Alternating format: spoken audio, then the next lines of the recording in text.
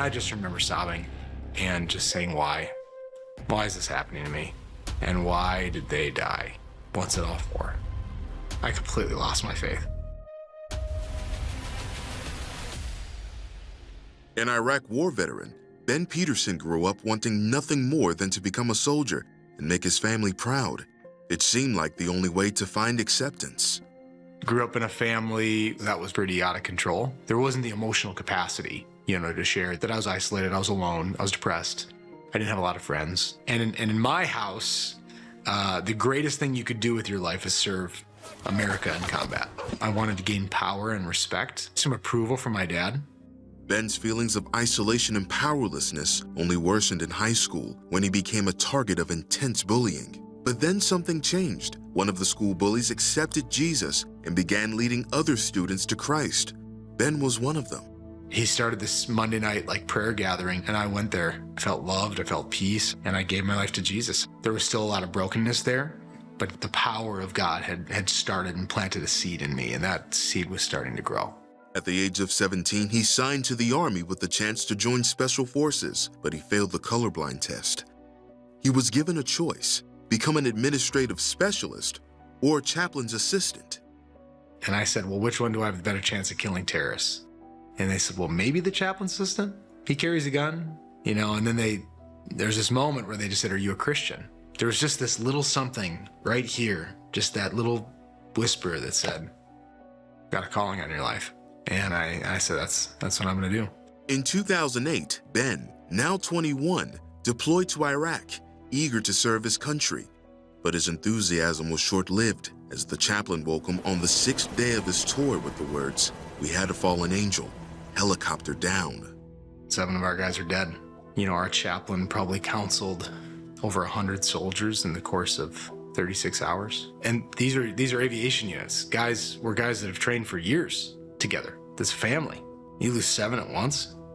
I can't describe the scene of devastation. And the next day, it was like it never even happened. And we got right back to work.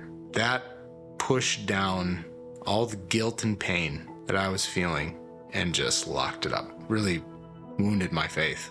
And that was the beginning of the tour. That was the first week. And it only got worse. So a suicide bomber blew up a school outside of our base one day. Killed 20, 30 kids, wounded another 40 or 50. Base made the decision to go rescue these kids. I went into the hospital with my chaplain. There was one little girl with half her face missing. I was just heartbroken. I was just looking at her and time stood still. And then my chaplain came and he got me and said, hey, let's keep going. I wasn't prepared for people to die, and I wasn't prepared to see kids with their faces missing. Ben did his best to suppress his feelings, never sharing with anyone. He didn't know the extent of his trauma until his tour ended, and he tried to reacclimate to life in the States. I was really upset about the guys that died in combat. There's just that guilt of still being alive. I came home, and that's when I just fell apart. And I was getting drunk a lot. I had a nightmare that I was murdering children, doing shameful things in your dreams, thinking that's who you are, that it's your fault that those kids got hurt, that you weren't a special forces guy, you were in the background. And all that trauma from being a child was coming up. You want to feel powerful, you want to feel in control, you want to numb.